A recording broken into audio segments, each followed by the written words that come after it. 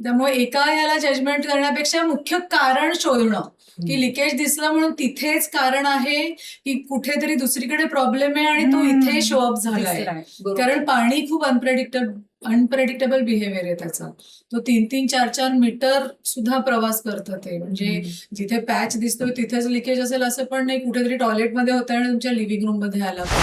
Actually कसं आहे माहितीये का, याच्यामध्ये एक म्हणजे आता तू हे जे काय सांगितलंस ते त्यांनी एक वेगळा म्हणजे त्याचा पैलू समोर आला की याच्यात नक्की चूक कोणाची किंवा काय असं आपण एक हे ठरवू शकत नाही. पण खरं तर सांगू का कसं होतं की ती बिल्डिंग जेव्हा जुनी होते 25-30 वर्ष जुनी झालेली असते तेव्हा लोकांची पण एक थोडीशी म्हणजे थोडी तयारी झालेली असते की आता जुनी आहे थोडी होणार. पण जेव्हा नवीन अगदी असतं आणि तुम्ही राहायला येता त्या घरामध्ये आणि 4-6 महिन्या किंवा पहिल्या पावसाळ्यातच एकदम त्याचं म्हणजे पूर्ण वाट लागते. तर घर हा विषय असा आहे की ज्याच्यासाठी माणसांनी अक्षरशः आयुष्याची पुंजी खर्च केलेली असते आणि मग त्या ठिकाणी चिडचिड व्हायला सुरुवात होते. पण मग तरी सुद्धा काही ठिकाणी स्कर्टिंग स्पेशली हे अगदी टिपिकल ऑकरन्स आहे की स्कर्टिंगच्या लेवलला पाणी वर म्हणजे डॅम्पनेस पण नसतो, पण प्लास्टरची पावडर होऊन तिथे हळूहळू पॅच असतो आणि तो वाढत गेलेला असतो की महिन्याभराच्या वेळात तो वाढलेला असतो. आणि साधारणपणे पावसाळा संपला की जी आपली ऑक्टोबर हीट आहे त्या सुमारास आणि एप्रिल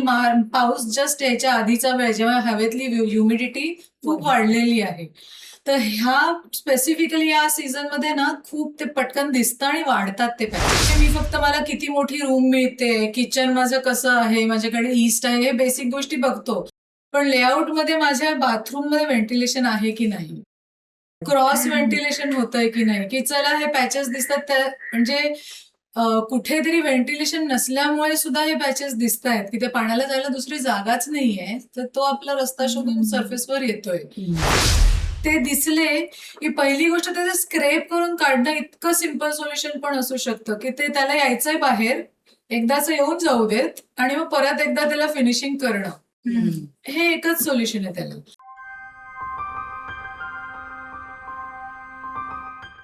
हॅलो, अवतीभोवतीच्या नव्या कोऱ्या एपिसोडमध्ये तुम्हा सगळ्यांचं परत एकदा मनापासून स्वागत. आणि पाऊस सुरू झालाय, धबाधबा कोसळतोय आणि आपण त्याच बॅकग्राऊंडवर एक नवीन विषय घेऊन आलेलो आहोत. तो म्हणजे पावसाळ्यामध्ये घरांमध्ये जे लिकेज होतं ते कशामुळे होतं आणि त्याच्यावर उपाय काय. आणि त्याबद्दल आपल्याशी खरं तर गप्पा मारायला, मार्गदर्शन वगैरे असे जडजड शब्द नको वापरूयात, आपल्याशी गप्पा मारायला आणि या विषयाबद्दलच काही नवीन गोष्टी आपल्याशी शेअर करायला आपल्याकडे आलेली आहे सोनल करंदीकर मोडक. माझीच मैत्रीण आहे आणि ती बाय प्रोफेशन आर्किटेक्ट आहे. आणि बघूयात आपले जे काही प्रश्न आहेत सगळ्या लोकांना पडणारे लिकेज या विषयाशी संबंधित, त्याच्याबद्दल तिच्याकडे काय काय उत्तर आहेत. सोनल, हाय. हाय. तुझं स्वागत. आणि आपण आता सुरुवात करूयात. पहिलाच प्रश्न, खरं तर खूप लोकांना पडणारा प्रश्न की जे लिकेज होतं पावसाळ्यामध्ये एक्झॅक्टली काय कारण आहे त्याच्या मागचं. लिकेज आता कुठल्या ना कुठल्या स्टेजला आपण प्रत्येकाने लिकेज हे एक्सपिरियन्स केलेलं आहे. घर असो, ऑफिस असो, लिकेज होतं. आता आपण जेव्हा बिल्डिंग बांधतो, मटेरियलचा चॉईस असा असतो की आपल्याला वेदरचे जे वेगवेगळे एलिमेंट्स आहेत त्यापासून प्रोटेक्शन हवंय. पण जेव्हा ही मटेरियल मे बी त्याचं एजिंग झालंय म्हणून म्हणा, क्वालिटी सबस्टँडर्ड मटेरियल वापरलं गेलंय म्हणून म्हणा, किंवा त्याची जे काम केलेलं आहे त्याची quality up to the mark नाहीये, असं काही कारण असू शकतं. त्यामुळे क्रॅक्स डेव्हलप होतात आणि पाणी अतिशय बारीक क्रॅक जरी डेव्हलप झाला, पाणी आपला रस्ता शोधत जवळजवळ 10-20 फूट सुद्धा ट्रॅव्हल करून ते दुसरीकडे कुठेतरी दिसतं आणि ते लिकेज म्हणून आपल्याला समोर येतं. सो लिकेज बेसिकली कारणं हीच आहेत की क्रॅक्स, एक टेरेस असते, terrace is the first protective member of the building आणि त्याच्यावरती सगळ्यात जास्त पाणी रिसीव्ह होतं. पहिली गोष्ट म्हणजे टेरेस आपलं, आपण कोकणात पाहिलं स्लोपिंग रूफ असतं, पण शहरी घरं सगळे आपल्याकडे फ्लॅट टेरेसेस आहेत. स्लोप एक असायला पाहिजे, तो मेंटेन केलेला नसेल, पाणी साठतं. पाणी साठल्यावरती इव्हेंच्युअली ती एक पाणी साठत राहायची जेव्हा सवय होते आणि तिथून ते पाणी रस्ता शोधत जातं. क्रॅक्स मधनं घराच्या आत छतावरती आहे, भिंती एक्सटर्नल वॉल्स आहेत त्याच्यावरती बारीक क्रॅक्स डेव्हलप होतात. अतिशय नॅचरल प्रोसेस आहे ही. क्रॅक्स हे डेव्हलप होतातच प्लास्टरवरती, फक्त ते किती मोठे आहेत त्याप्रमाणे पाण्याचा प्रवास भिंतीच्या आत कसा होतोय तो ठरतो. आणि मग काही कालांतराने जर का ते इग्नोर होत राहिलं, आपण त्याला वेळच्या वेळी अटेंड नाही केलं, तर ते दुसऱ्या बाजूला भिंतीच्या आतल्या बाजूला ते लिकेज, डॅम्प पॅचेस अशा ह्याच्यात दिसायला लागतात. सो बेसिकली लिकेजचे पॅचेस येतात किंवा आपल्याला क्षार, जे पाणी आता मुंबईसारख्या जागी जी आपण वाळू वापरतो, जे पाणी क्युरिंगसाठी किंवा प्रोसेसमध्ये पाणी हे लागतंच, त्या पाण्यात असलेली मिनरल्स ती भिंतीवरती दिसायला लागतात आणि त्याच्यावरती डिपॉझिट्स होतात भिंतीवर. तर तो एक प्रकार असू शकतो. किंवा नाशिक, पुणे, विदर्भ किंवा अशा कोरड्या हवामानाच्या ठिकाणी जेव्हा लिकेज होतं, की जे पावसाशी रिलेटेड नाहीये, पण आपल्या पाईपलाईन्स, प्लंबिंग लाईन्स आहेत, जिथे पाणी सप्लाय होतो आपल्याला टाकीपासून घराच्या आतमध्ये, किचन आणि बाथरूम्स, मुख्य टॉयलेट्स. दुसरी गोष्ट ड्रेनेज पाईप्स, ज्याच्यातनं आउटलेट आहे पाण्याचं. तिथे तिथे आयदर जॉइनरी ठीक नसेल किंवा मटेरियल 10, 12, 15, 20 वर्ष झाली आहेत आणि तिथे कुठेतरी हलकीशी अलाइनमेंटमध्ये प्रॉब्लेम आला, कधी धक्का, व्हायब्रेशन्स, बिल्डिंगमध्ये व्हायब्रेशन्स येतात. कधी आता मुंबईसारख्या ठिकाणी आपल्याला अर्थक्वेक वगैरे कॉमन नाही आहेत, पण ज्या भागांमध्ये अर्थक्वेक्स होतात, अलाइनमेंट जाते पाईप्सची म्हणा, किंवा ते एक कारण असू शकतं की जे आपल्याला थोडं मुंबई शहरात या भागामध्ये फारसं कॉमन नाहीये ते कारण. पण कन्स्ट्रक्शन चालू असेल, जसे हल्ली काही मोठे मोठे टॉवर्स उभे राहतात, एक टॉवर तयार झाला की तिथे आपण राहायला लागतो, बाजूच्या टॉवरमध्ये काम चालू आहे, त्याची व्हायब्रेशन्स आपल्या बिल्डिंगमध्ये येत राहतात. सो ही जी कारणं आपल्याला, आपण कधी कल्पनेत सुद्धा विचार नाही करणार, अशा कारणांमुळे लिकेजेस म्हणजे अगदी नवीन कन्स्ट्रक्शन असलं तरी असू शकतं की कधी कन्स्ट्रक्शन करतानाच स्लॅब कास्टिंग झालं, सगळं प्रिकॉशनरी मेजर्स घेतले तरी सुद्धा काही एअर पॉकेट्सच राहिली मध्ये, ते पण असू शकतं. म्हणजे प्रत्येकाच वेळेस हलगर्जीपणा आहे, सबस्टँडर्ड मटेरियल वापरलंय असं नाहीये, पण ही कारणं काही इग्नोर होऊ शकतात प्रोसेसमध्ये. अशी ही कारणं असू शकतात जी बाहेर सरफेसवर आपल्याला दिसणार नाहीत, पण ते लिकेजचा पॅच दिसला कीच आपल्याला लक्षात येईल.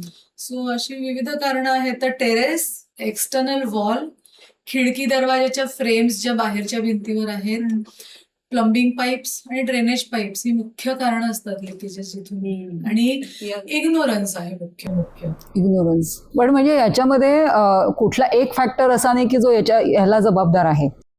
म्हणजे generally builder focus of attention नाही, आणि फोकस म्हणण्यापेक्षा खूपदा लोक म्हणजे ज्यांना माहिती नसतं ते एका पर्टिक्युलर याच्यावर त्याचं खापर फोडून मोकळे होतात. म्हणजे याला नॅचरल एक वेदरिंग पण म्हणजे जबाबदार आहे. क्लायमेटचा पण आहेच इथे फरक, म्हणजे जिथे दमट हवामान. मुंबईमध्ये आता आपल्याला कधी 40+ टेम्परेचर आतापर्यंत आपण म्हणजे गेल्या काही 5, 7, 10 वर्षांपूर्वीपर्यंत नसायचं. ह्युमिडिटी ही कॉमन आहे, पण टेम्परेचर चेंजमुळे जी मटेरियल्स आपण कन्व्हेन्शनली वापरत आलोय त्या मटेरियल्स मध्ये पण त्यांचं बिहेवियर चेंज होत आहे. कारण एक्स्ट्रीम हिटिंग होत आहे, एक्स्ट्रीम कुलिंग होत आहे. मुंबईमध्ये ह्युमिडिटी असते, तर जे कंटेंट, ह्युमिडिटी जी कंटेन होते ह्या मटेरियलमध्ये, त्याचं प्रमाण वाढलेलं आहे. आणि जे प्रेडिक्टेबल पॅटर्न्स होते ते बदलत चाललेत, की पाऊस 7 जूनला यायचाच, जो आता अजूनपर्यंत आलेला नाहीये. तर त्यामुळे सुद्धा बिहेवियर ऑफ द स्ट्रक्चर तो सुद्धा बदलत चाललाय. आणि ही सुद्धा कारण आहेत की बिल्डरला अगदी फ्लॅटली, माझ्या घरात एखादं दिसलं की अरे हा प्लंबरनी पाईपचंच काम नीट नाही केलं, रूफ मधनं आलं, बिल्डरनीच काम नाही, असं जरुरी नाहीये. कारण एक बिल्डिंग उभं करण्यात इतक्या वेगवेगळ्या प्रकारच्या एजन्सीज इन्व्हॉल्ड असतात की खरंच आहे. म्हणजे हे एक असं आपण म्हणतो ना, एक परफॉर्मन्स असतो तो, की सगळ्यांनी आपापल्या जागी बरोबर काम करणं आणि मटेरियलची क्वालिटी आहे, कमिटमेंट्स, ते टीमवर्क आहे. त्यामुळे आपण असं ब्लँकली जजमेंटल बनण्यात अर्थ नाहीये. की मी नाही म्हणत नाही, इग्नोरन्स पण असतो जिथे जिथे ह्युमन इंटरव्हेन्शन आहे. एक ह्युमन नेचर आहे की थोडा कंटाळा, एखाद्या माणसाने कंटाळा, पाईप लावताना कंटाळा केला आणि तिथे लिकेज बरोबर दिसलं, ते बरोबर माशी बसायला आणि तसं म्हणतो तसं. त्यामुळे एका याला जजमेंट करण्यापेक्षा मुख्य कारण शोधणं, की लिकेज दिसलं म्हणून तिथेच कारण आहे की कुठेतरी दुसरीकडे प्रॉब्लेम आहे आणि तो इथे शो अप झालाय. कारण पाणी खूप अनप्रेडिक्टेबल बिहेवियर आहे त्याचा. तो 3-3, 4-4 मीटर सुद्धा प्रवास करतं ते. म्हणजे जिथे पॅच दिसतोय तिथेच लिकेज असेल असं पण नाही, कुठेतरी टॉयलेटमध्ये होतंय आणि तुमच्या लिव्हिंग रूम मध्ये आला पॅच. अरे बाप. स्लॅबमध्ये जसं टेरेस ओपन असेल, माझा drain pipe, rain water downtake pipe समजा चोकअप झालेला आहे आणि मी काही दिवसात मेंटेनन्स नाही केलेलं आहे, झाडाचा पालापाचोळा चोक झालाय आणि ते पाणी साठल्यामुळे दुसऱ्याच कुठेतरी ते पाणी वाहत गेलंय आणि तिथे लिकेज शो अप केलंय. तर असं जरुरी नाहीये की जिथे पाणी साठतंय तिथेच फक्त येईल, तिथे तर दिसणारच आहेत ओले पॅचेस, पण ते पाणी प्रवास पण करतंय जे आपण इमॅजिन पण नाही करू शकत. दुसरीकडे कुठेतरी तो क्रॅक पोचतो आणि बेडरूम मध्ये वॉलवरती सुद्धा दिसू शकतो ते. तर अशी वेगवेगळी कारणं आहेत आणि मुख्य तेच आहे की तुम्हाला पहिली साईन लिकेजची दिसली ना की ती इग्नोर करणं ही पहिली चूक आहे की लिकेज होणारे धरून चालू आहेत आपण, की इतकं परफेक्ट नाही, आपण माणसं आहोत आणि छोट्या छोट्या मिस्टेक्स आणि ते अलाइनमेंट मध्ये एरर्स झालेले असू शकतात. कधी असं पण होतं की बिल्डिंग आता 25-30 वर्ष जुनी आहे, मटेरियलचं लाईफ स्पॅन असतो एक पर्टिक्युलर, तो त्याचा सपोज झालाय, कॉन्क्रीटच पोरस झालंय, वेदरिंग झालेलं आहे. असे मल्टिपल कारण असू शकतात, ते आयडेंटिफाय करता येणं आवश्यक आहे. ऍक्च्युली कसं आहे माहितीये का, याच्यामध्ये एक म्हणजे आता तू हे जे काय सांगितलंस ते त्यांनी एक वेगळा म्हणजे त्याचा पैलू समोर आला की याच्यात नक्की चूक कोणाची किंवा काय असं आपण एक हे ठरवू शकत नाही. पण खरं तर सांगू का कसं होतं की ती बिल्डिंग जेव्हा जुनी होते, 25-30 वर्ष जुनी झालेली असते, तेव्हा लोकांची पण एक थोडीशी म्हणजे थोडी तयारी झालेली असते की आता जुनी आहे, थोडी होणार. पण जेव्हा नवीन अगदी असतं आणि तुम्ही राहायला येता त्या घरामध्ये आणि 4-6 महिन्या किंवा पहिल्या पावसाळ्यातच एकदम त्याचं म्हणजे पूर्ण वाट लागते. तर घर हा विषय असा आहे की ज्याच्यासाठी माणसांनी अक्षरशः आयुष्याची पुंजी खर्च केलेली असते आणि मग त्या ठिकाणी चिडचिड व्हायला सुरुवात होते की एवढं सगळं आपण या घरामध्ये घातलंय. आणि मुंबईत घर घ्यायचं तर आज कमीत कमी 2 करोड, 1 करोड ते 2 करोड ज्याच्यामध्ये ते लोक घरावर पैसे म्हणजे त्याच्यामध्ये गुंतवतात. आणि एवढं करून असं घरामध्ये प्रॉब्लेम दिसला की मग त्या केसमध्ये मला नाही वाटत की कोणी ह्या याच्यामध्ये म्हणजे ऍक्सेप्ट करेल की याच्यामध्ये खरोखर. कारण पहिला दोष मग नॅचरली पहिलं हे कोणी आपल्याला केलं, पहिला बिल्डर आला, दुसरा कॉन्ट्रॅक्टर आणि मग बाकी सगळे ते किंवा प्लंबर असेल किंवा हे जे असेल. नवीन याला जे काही असं ज्याच्यामध्ये दिसतं म्हणजे त्याच्यामध्ये तर काही त्याला काही वेगळं हे आहे म्हणजे नवीन घरात लिकेज होण्यासाठी रिस्पॉन्सिबल. नवीन ह्याच्यात जसं आता मुंबई सारख्या ठिकाणी हे खूप कॉमन आहे. आम्ही आता इंटिरियर्स डिझायनिंगचे प्रोजेक्ट्स करतो. ब्रँड न्यू फ्लॅटचं हँडओव्हर झालेलं असतं, की असं पण नाहीये की काम खूप रेंगाळलेलं काम आहे, की अक्षरशः 9-10 महिन्यात काम झालेलं असतं, तुमच्या हातात फ्लॅट नवा कोरा आलेला असतो.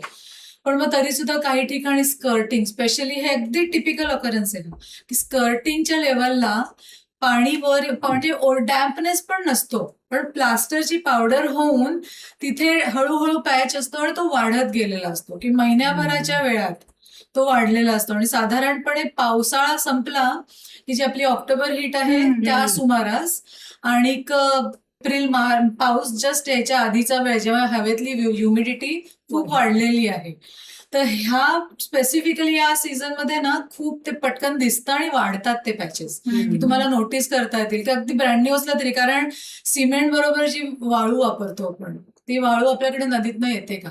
तर मुंबई सारख्या ठिकाणी कुठून येते माती? तर ती समुद्रातली असते किंवा क्रशरमधनं आलेली सँड आहे.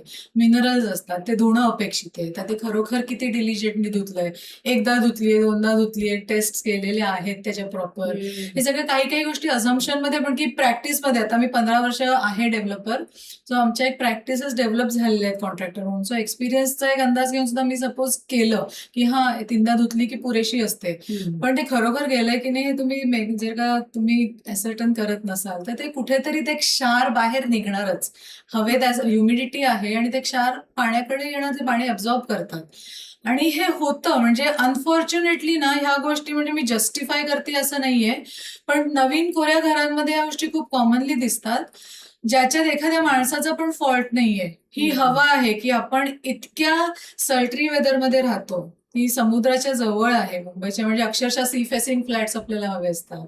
वाळू पण आपल्याला म्हणजे रिझनेबल हवं, म्हणजे आपण असं पण नाहीये की त्याच्यात म्हणजे ह्या कारणांमुळे माझी कॉस्ट वाढत गेली असं मला डेव्हलपरनी म्हटलं तर मला चालेल का, हे पण नाही. त्यामुळे त्याला पण एक लिमिटेशन असतं. टेस्ट जागेवर होतात की नाही, माणसं खरोखर त्या किती नुसतं पेपरवर टिकमार्क मारतोय किंवा डिलिजंटली केलं जातं.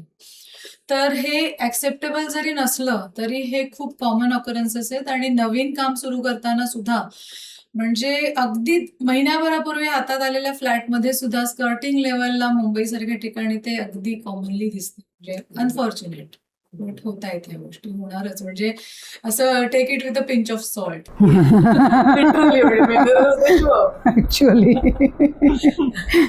त्या याला ती चिडचिड का होते मला ते एक जाणून घ्यायचं होतं. कारण सोसायटीच्या ग्रुपवर असे ढिगाणी मेसेजेस दिसतात आणि लिटरली लोकांची बेडरूम पूर्ण त्याच्यामधनं गळती वगैरे हे बघितलेलं आहे, म्हणजे अगदी नवीन फ्लॅटमध्ये.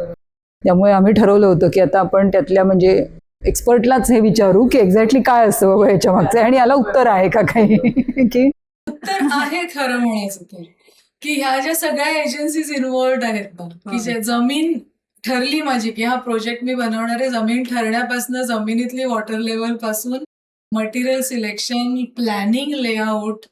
म्हणजे आपल्याला एरवी म्हणजे मी फक्त मला किती मोठी रूम मिळते, किचन माझं कसं आहे, माझ्याकडे ईस्ट आहे, हे बेसिक गोष्टी बघतो.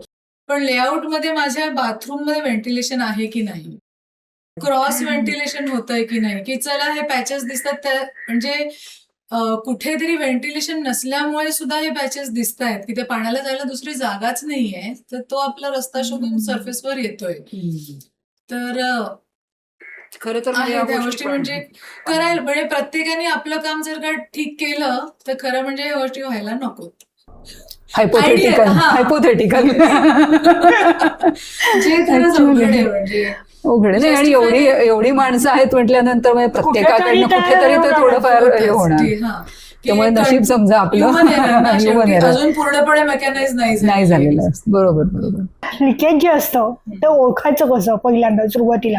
म्हणजे जेव्हा मोठं व्हायला लागतं तेव्हा ते आपोआपच आपल्या नजरेत भरतं, पण जेव्हा अगदी सुरुवात असते मायन्यूट लेवलला असं त्यावेळेला ते लिकेज कसं ओळखायचं. आणि ना आणखीन एक मला विचारायचंय की कधी कधी असे रंग फक्त असं भिंतीवर भेगा दिसतात, त्याला लिकेज म्हणायचं का? त्या दोघांमध्ये काय फरक आहे? हे भेगा आणि लिकेज या दोन वेगळ्या गोष्टी आहेत. लिकेज बद्दल बोलूयात आपण. पहिले लिकेज ओळखायचं कसं, जसं मी आता एक्झाम्पल दिलं होतं की स्कर्टिंग लेवलला हलकीशी पावडर दिसते, हलकेसे बबल झालेले असतात, अगदी टिपिकल मीठ बाहेर येतं ना, क्षार असतात ते.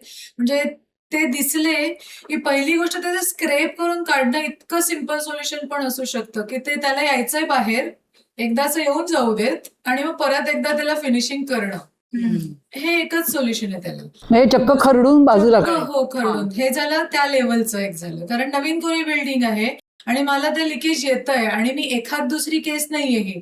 जर का मी 10 इंटिरियर्स केली आजपर्यंत तर मला जवळजवळ 9 इंटिरियर्स मध्ये करताना त्या फ्लॅटमध्ये मला हे दिसतं.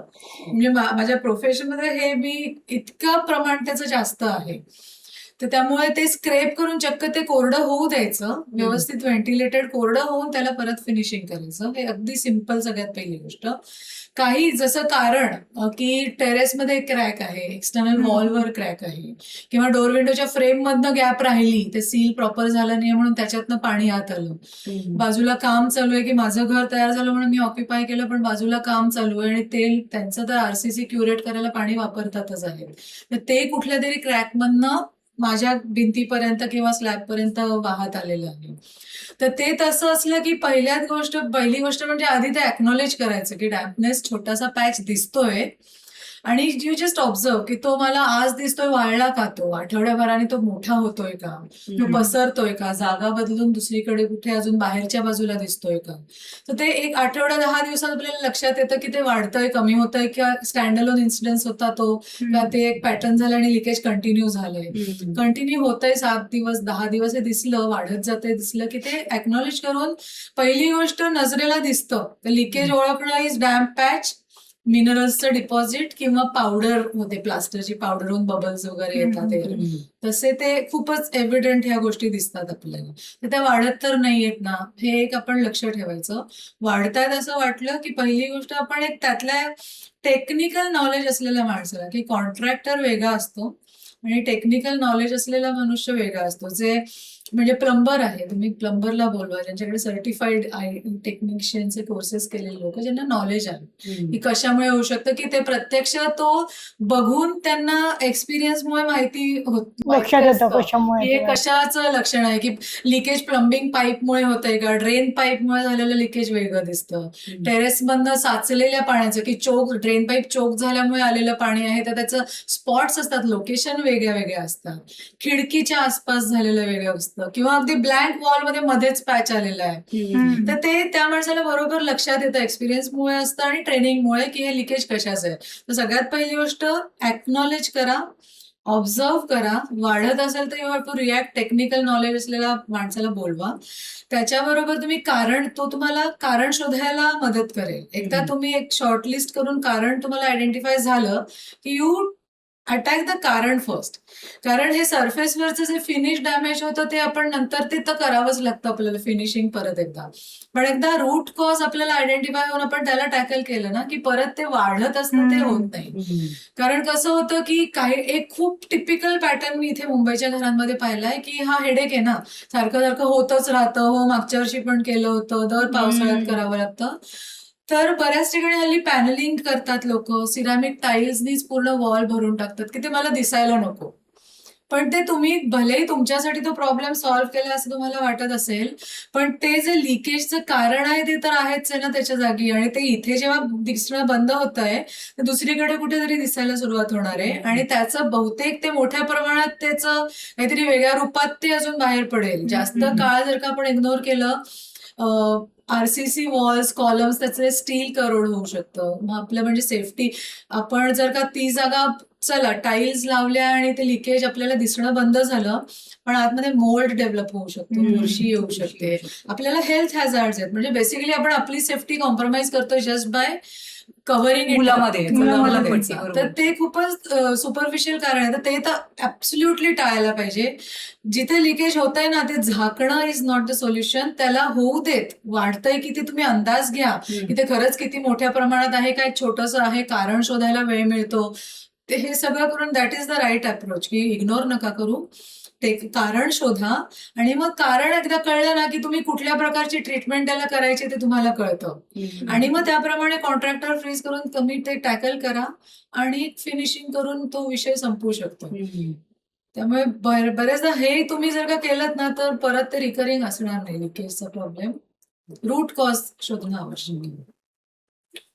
आणि जे भिंतीला तडे जातात किंवा पोपडे धरण म्हणतात ना आपण, तर आता आपल्याकडे एक्स्ट्रीम क्लायमेट्स आहेत, 40-42 पर्यंत आपल्याकडे हीट जाते.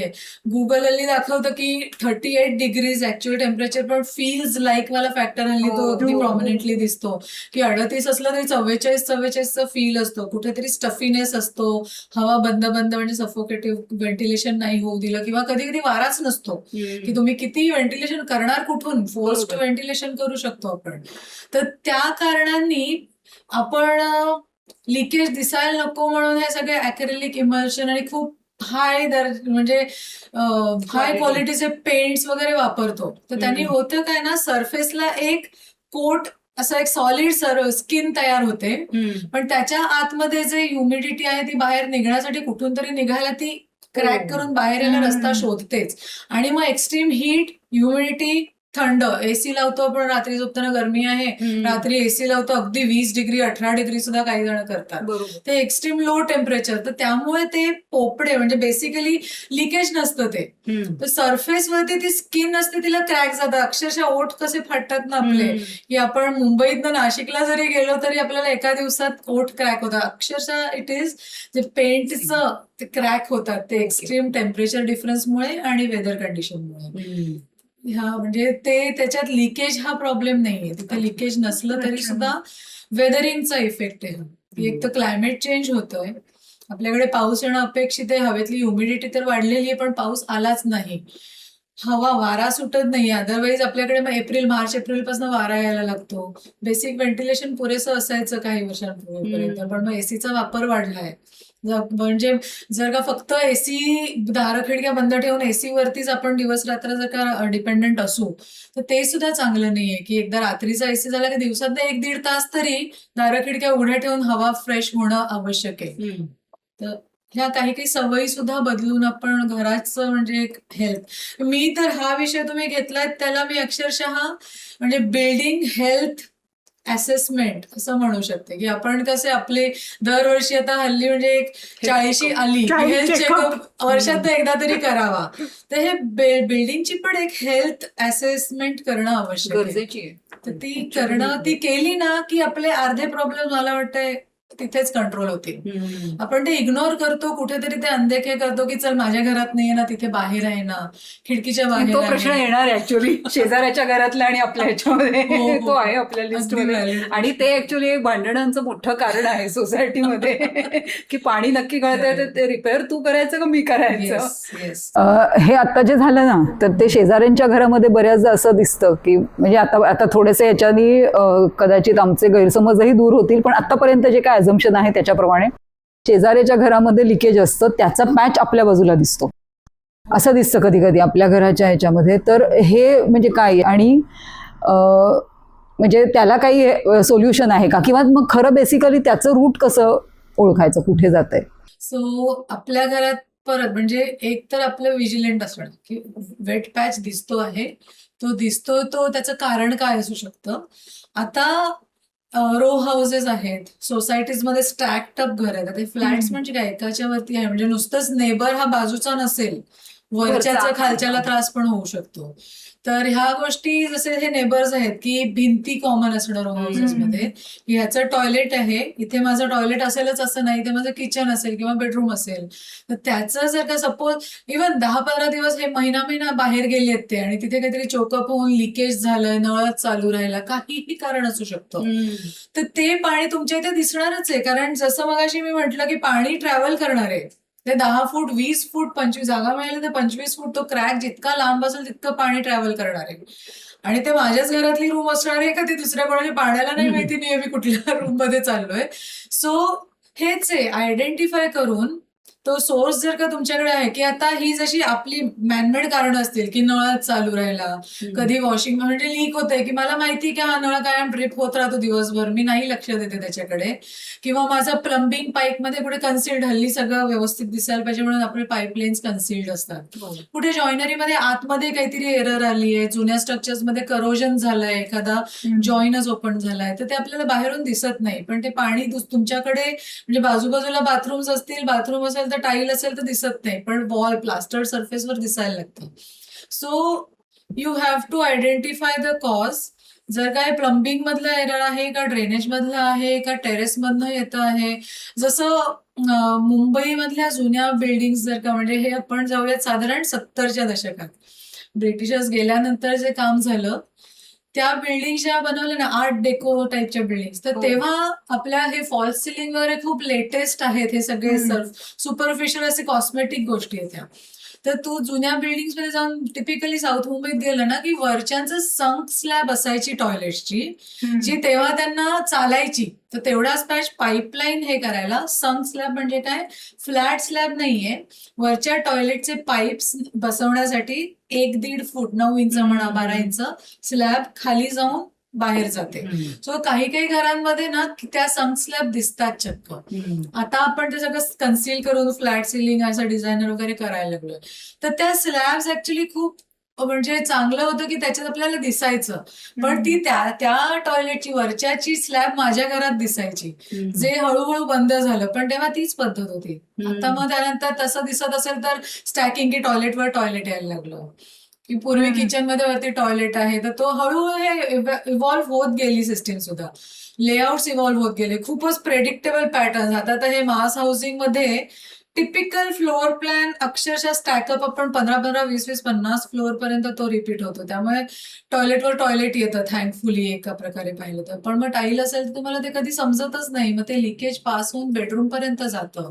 आता ते त्यांच्या बेडरूम मध्ये वर चढून जात आहे, जसं स्कर्टिंगच्या लाईनला त्यांच्या घरात दिसेल की खाली येत आहे माझ्या घरात स्लॅबवर दिसेल. सो त्यामुळे आयडेंटिफाय करणं की हे पावसाळ्यात सीझनल आहे का, हे वर्षभर राहतंय का, किंवा महिनाभर म्हणजे जे काय लॉंग ड्युरेशन साठी आहे का हे एकदा येऊन थांबलं, त्याप्रमाणे कॉज आयडेंटिफाय करणं, ह्याला पर्याय नाही. आणि तो कॉज आयडेंटिफाय झाला की ट्रीटमेंट आपण ठरवू शकतो की नक्की तुम्हाला वॉटरप्रूफिंगची गरज आहे, एखादं कन्सील पायपिंग मध्ये आहे तर ते ओपन करून ते परत एकदा नव्याने पाईप चेंज करून बनवायची गरज आहे, की नुसतं इंजेक्ट करून एखादं, म्हणजे असं होऊ शकते की नवीन कन्स्ट्रक्शन मध्ये मगाशी म्हटलं तसं एखादी एअर गॅप राहिली, कितीही आपण सगळं प्रोसिजर फॉलो केली तरी एखादी एअर गॅप राहिली आणि मग ती अशा पद्धतीने मॅनिफेस्ट झाली की ते दिसायला लागलं की ती गॅप होती, काही वर्षांनी ती सील्ड होती, 2-4 वर्षात त्याचं पण मटेरियल आपलं सेटल झालं, एखादा क्रॅक डेव्हलप झाला आतमध्ये, एअर गॅप आहे शेवटी, त्यामुळे स्ट्रक्चरल सेटलमेंट होणारच, लोड जसं वापरात येतं स्ट्रक्चर, मग ती क्रॅक डेव्हलप झाल्यावर त्यातनं पाणी यायला लागलं, ते लगेचच दिसेल असंही नाहीये, काही वर्षांनी, म्हणजे त्याचं किती ते प्रगट होईल काय सांगतायत. मटेरियल वरती ते किती धरून राहतंय आणि कधी गिव्हअप करतंय. हे जे तू म्हणाली काही कॉमन भिंत असेल त्या ठिकाणी असं त्याचं म्हणजे तो दिसतो, धोकादायक कितपत आहे हे, म्हणजे किंवा किती प्रमाणात किंवा किती वर्षांनंतर ते ऍक्च्युअल त्याचं खूप म्हणजे. तर हे असं थंबरूल नाहीये त्याचा की किती प्रमाणात लिकेज होत आहे. सगळ्यात पहिली गोष्ट पाईपच फुटला असेल आतला, की जसं आता मी स्वतः राहते सिडकोच्या म्हणजे 1970s मध्ये बनलेल्या घरात मी राहते, त्या काळात ले केलेले पाईप्स, तेव्हा जी मटेरियल्स होती ती त्याचं एक लाईफ स्पॅन असणार आहे, पण मी आज सुद्धा त्याच घरात जर राहत असेल सकाळ संध्याकाळ कॉर्पोरेशनचं पाणी येतं. ते पाणी येतं ना तेव्हा त्या काळी ते प्रेशर त्यांनी इमॅजिन नसेल केलं, पण आमच्या घरात आजच्या घडीला जेव्हा पाणी येतं तेव्हा नळाला असलेलं प्रेशर आणि जेव्हा वॉटर टँक मधलं दिवसभरात स्टोरेज मधलं जेव्हा वापरतो ते प्रेशरमध्ये फरक जाणवतो. तर ते प्रेशर झेलण्यासाठी ते पाईप आजच्या घडीला स्ट्रॉंग राहिली आहेत का, आणि मग ते कन्सिल्ड असतील तर आतल्यात ते कधी बर्स्ट पण होऊ शकतात. तशा म्हणजे बर्स्ट झालेलं असेल तर ते लिकेज मेजर प्रमाणात होतं, की भिंत अख्खीच ओली झाली आहे, अक्षरशः पाणी जमिनीवर वगैरे वाहून येत आहे. असेही किस्से आम्ही पाहिलेले आहेत की जुनं कन्स्ट्रक्शन असेल तर नक्कीच हे इग्नोरन्स असतो, हा वापरणाऱ्याचा इग्नोरन्स आहे. किंवा मग अचानक कधी कधी ते पाईप तोपर्यंत चांगला टिकला आणि एक दिवस करोजन इतकं झालं की तो शेवटचा एक लेअर उरला होता, तो त्यांनी दिलं, बस गिव्हअप केलं. तर त्यामुळे त्या प्रमाण की किती प्रमाणात लिकेज होत आहे त्याच्यावरती आपलं ऍक्शन प्लॅन ठरेल.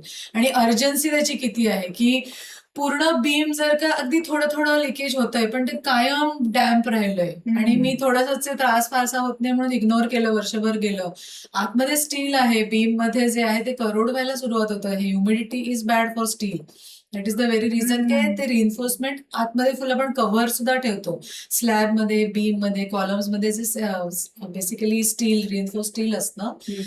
ह्युमिडिटी इज बॅड, मॉइश्चर त्याला लागलंच नाही पाहिजे. तर त्याच्यात सुद्धा ना प्रत्येक ठिकाणी कव्हर दिलेलं असतं की जिथे रिइन्फोर्समेंट रॉड जातो त्याच्या बाहेर साधारण 2.5 सेंटीमीटर, 3 सेंटीमीटर, 5 सेंटीमीटर त्या स्ट्रक्चरल स्ट्रेंथ प्रमाणे जो साईज असेल त्याप्रमाणे कव्हर दिली, स्पेसिफाईड असतं. IS स्टँडर्ड कोड मध्ये दिलेलं आहे की इतक्या साईज असेल तर एवढं कव्हर हवं. ते पण इव्हेंच्युअली ते कधी थिनिंग होतं. आपण माझी आतली जागा वाढवायची म्हणून थोडंसं चिप ऑफ केलं तर काय, म्हणजे ह्या रॉंग प्रॅक्टिसेस सुद्धा आहेत. नाही असं नाहीये, त्या रॉंग बिना म्हणजे न समजता पण एवढ्याशाने काय होतंय म्हणून फक्त 1 इंच वाढवून गेला की तर मुंबईत 1 इंच सुद्धा आहे महत्वाचा, त्याला no doubt it is important. पण तो कशा पद्धतीने तुम्ही मिळवताय आणि at the cost of your safety. त्यामुळे हो, धोकादायक नक्कीच होऊ शकतं इग्नोर झालेलं सीपेज. आणि तुमच्या हेल्थ हॅझार्ड्स आहेत, जसं मगाशी म्हटलं बुरशी आतल्यात पॅनलिंग करून तुम्ही हाईड करून टाकलं पण तुमची म्हणजे वारंवार तुम्हाला सर्दी राहते, प्रत्येक कफ श्वासाबरोबर ऍक्च्युली हा, आत घेताय. त्यांनी आणि ऍक्च्युली खूप लोकांना त्या अलर्जी आणि हे झाल्याची आणि ऐकलं, शहरी हवामानच जनरली इतकं खराब आहे आणि त्याच्यात आपल्या घरात सुद्धा हे जर का अशा प्रकारचे स्पोर्स आणि वातावरणात फिरत राहतात ते दॅट इज नॉट गुड. आणि एसी मध्ये ते थंड टेम्परेचर असेल तर रिडंडंट राहतात. मॉइश्चर मिळालं, थोडस वॉर्मथ मिळाली की ते एकदम पटापट वाढत जातं. ते त्यामुळे आहेच धोकादायक. पण तू जसं मगाशी म्हणालीस की दिसायला नको म्हणून मग ते टायलिंग केलं जातं, पण आतल्यात ते कुठेतरी लिकेज आहे तर ते बाहेर तर पडणारच, त्याला वे आउट तर असणारच. पण मग अशा केसमध्ये ते लिकेज कितपत धोकादायक असू शकतं, म्हणजे it is more dangerous. It is dangerous is Dangerous is dangerous dangerous. More less अच्छा. की लिकेज इज डेंजरस. ओके, म्हणजे ते Ignored. करायलाच पाहिजे हो. त्याच्याबरोबर. तुम्ही You don't have a कमी choice. धोकादायक आहे तर ते उद्या जाऊन की हे घर भाड्याचं आहे, राहू देत, मी किती खर्च करू, तर आज मी नाहीये, मी काय 6 महिनेच राहिलाय अग्रीमेंट, मी नाही करत. पण तुम्हाला नाही, उद्या जो येणार आहे ओनर असणार आहे, दुसरा भाडे कोणाला तुम्हाला करावंच लागणार आहे. त्यामुळे इग्नोर करणं, ऍटलीस्ट ऍज अ भाडेकरू मग त्या सिच्युएशन मध्ये इन्फॉर्म तरी करा ओनरला की आजच केलं तर उद्याचा त्याचा 10 रुपये खर्च असेल तो आज बहुतेक 5 रुपयातच होईल. हेल्थ हॅझार्ड तुम्ही राहताय तेवढं तरी करू शकता तुम्ही. खर्च करणं न करणं हा पुढचा हे झाला, पण निदान ते ऍड्रेस करणं पहिली स्टेप, त्याला काहीही ऑप्शन नाही दुसरा. म्हणजे चालढकल नाहीच, जीवावर जीवावर भेटू शकते. आणि त्याच्यात कमी धोकादायक, जास्त धोकादायक असंही काय धोकादायक. बस धोकादायक. ते गव्हर्नमेंटने आपल्याला सवय लावली ना, ते डायलॅपिडेटेड बिल्डिंग जरी A कॅटेगरी, B कॅटेगरी, नाही तसं नसतं. स्लॅबचं प्लास्टर जरी पडलं तरी माझा जीव धोक्यात आहे ना. मला हा नेहमी पडणारा प्रश्न आहे. आणि ते जे डायलॅपिडेड बिल्डिंग असतात त्याच्यामध्ये अशा आहे का बरं, म्हणजे ती डेंजरसच आहे ना. तो स्लॅब पडला तर त्याच्या खाली 50-50 माणसं जाणारच आहेत. मग तुम्ही म्हणजे किती ते हे आहे त्याच्यावर ठरवणार का की उद्या काय ढकलताय तुम्ही. बरोबर. पावसामुळे झालेलं जे लिकेज असतं ते आणि प्लंबिंगच्या म्हणजे रॉंग प्लंबिंग किंवा त्याच्यामधल्या माल प्रॅक्टिसेस याच्यामुळे झालेलं लिकेज, याच्यातला फरक कसा ओळखायचा? अगदी सरळच आहे. पावसाळा सीझन आहे, त्यामुळे पावसाळ्याने झालेलं लिकेज सीझनल असणार, राऊंड द इयर नाही दिसणार तुम्हाला. की कॉज दिसतोय समोर तुम्हाला आणि ते ड्युरेशन मध्ये तेव्हा ते वाढतंय. आणि हे जर का प्लंबिंगमुळे किंवा प्लंबिंग, ड्रेनेज, पाईपलाईन असं जे लिकेज असतं ते तुम्हाला राऊंड द क्लॉक दिसेल. जोपर्यंत तो ऍड्रेस होत नाहीये प्रॉब्लेम, ट्रीटमेंट करत नाही, तोपर्यंत ते कन्सिस्टंटली राहणार. इनफॅक्ट ते वाढतच जाईल, कमी नाही होणार. त्यामुळे तो एक इंडिकेटिव्ह आहे की तुम्हाला पावसाशी रिलेटेड पावसानंतर म्हणा, आणि लिकेज ना आज पाऊस झाला तर लगेच आजच हा मी तेच म्हणते की 10-15 दिवस जातील मध्ये, किंवा पाऊस जाताना जसं चला पावसाळ्याची सुरुवात झाली, काही त्रास नाहीयेत, पण चोकअपच झालाय ड्रेन पाईप. जसे बंगले आपण आता बाहेरच्या हल्ली फॅशन आहे, सेकंड होम्स असतात, आपण जाऊन राहत पण नाही, कधी कधी महिना बंद असतात घरं. इथे आपण जसे फ्लॅटमध्ये रोजच्या रोज राहतो, पण टेरेस असेल आपण कधी बघतो, चेक करतो. फ्लॅट सिस्टीम असेल तर डक्ट्स असतात, जे सर्व्हिस डक्ट्स असतात. प्रत्येक टॉयलेटचे ड्रेन पाईप जाणारे, पाईपलाईन, गॅस पाईप, याच्या सर्व्हिस डक्ट्स असतात. त्या डक्ट्स वरती शेवटच्या फ्लोअरला ओपनच असतात, त्या कव्हर्ड आहेत की नाही. म्हणजे मेजर लिकेज तिथून पण होतं की मी जरी अगदी लास्ट फ्लोअरला राहत नसेल, म्हणजे सेकंड लास्ट, थर्ड असे 12वा-13वा मजला असला तरी डक्ट ओपन असल्यामुळे ते पाणी जवळजवळ 3-4 फ्लोअर सुद्धा खाली येऊ शकतं. सो तिथून सुद्धा ह्या गोष्टी आहेत. जसं बंगला असेल, माझी पॅरापेट, टेरेसवरती पॅरापेट वॉल्स असतात, रेलिंग असतं, किंवा छोटी असेल किंवा आपली 3 फुटाच्या हाईटची असेल, जी काय, एक कोपिंग नावाचा प्रकार असतो की मी ब्रिक्सची भिंत बांधली आणि ब्रिक्स आर पोरस, किती प्लास्टर केलं तरी ते सिमेंट सील होतं, क्रॅक्स वगैरे. सो कोपिंग वरती एक दगडाची स्लॅब ठेवतो किंवा एक स्लोपिंग ब्रिक्सनेच एक स्लोप बनवतो, जेणेकरून तिथे पाणी साठून नाही राहत, ते वाहून जातं. ते नीट केलेलं नसेल, किंवा ते केलेलं असेल पण त्याच्यात क्रॅक्स डेव्हलप झालेले असतील, ते कोपिंगचे क्रॅक्स, ते पण एक खूप मेजर सोर्स आहे. पण म्हणजे ते पावसामुळे होणार आहे का प्लंबिंग? पण मग पावसामुळे होणारं जे आहे ते, आणि म्हणजे पावसाळा संपला तुझा एकदा ऑक्टोबर-नोव्हेंबर की मग ते आपोआप हे होतात. October is a classic month, जिथे हे तुम्हाला दिसू शकतं की अरे आता आपल्याकडे ऑक्टोबर हिट, स्पेशली महाराष्ट्राच्या भागात आपल्याकडे ऑक्टोबर हिट असते. पाऊस संपलेला असतो आणि अचानक अक्षरशः 10-15 दिवसात टेम्परेचर वाढतं, खूप वाढतं. तर तेव्हा जे बिल्डिंग स्ट्रक्चरमध्ये क्रॅक्स मध्ये घुसलेलं पाणी असतं, जे अजूनपर्यंत कुठे त्याला ओपनिंग मिळालं नाहीये, बाहेरची सरफेस जशी उन्हाळ्यात ड्राय व्हायला लागते ना फटाफट, तसं ते पाणी सुद्धा बाहेर क्रॅक शोधत जातं रस्ता. आणि मग पावसाळा संपला तरी सुद्धा ते अचानक ते पॅच दिसतो, पण तो पॅच कसा असतो, तो ओलावा राहणार नाही त्या भिंतीमध्ये. ते पाणी एकदा बाहेर आलं की तो पॅच येतो, कोरडा पण होईल, की बेसिकली पाणी वाहायचं असतं त्याला, सरफेसमध्ये हवेत मिक्स झालं की ते वाळायला लागतं, आणि मग फक्त आपल्याला ते क्षार डिपॉझिट्सचं एक पॅच, कोरडा पॅच आउटलाईन सारखं. दिसतो. ते सुद्धा क्लासिक एक्झाम्पल आहे. अशा गोष्टी पण होतात साधारण पावसाळा संपल्यावरती, ऑक्टोबर हीट सुरू व्हायच्या सुमारास, जेव्हा खूप गरमी होते आणि स्ट्रक्चर सुद्धा आपली ह्युमिडिटी बाहेर टाकतात, पूर्ण कोरडे होतात. हे ते पावसाळ्याचे टिपिकल, म्हणजे तुम्ही आयडेंटिफाय करू शकता की ते कन्सिस्टंटली 12 महिने तुम्हाला नाही दिसणार.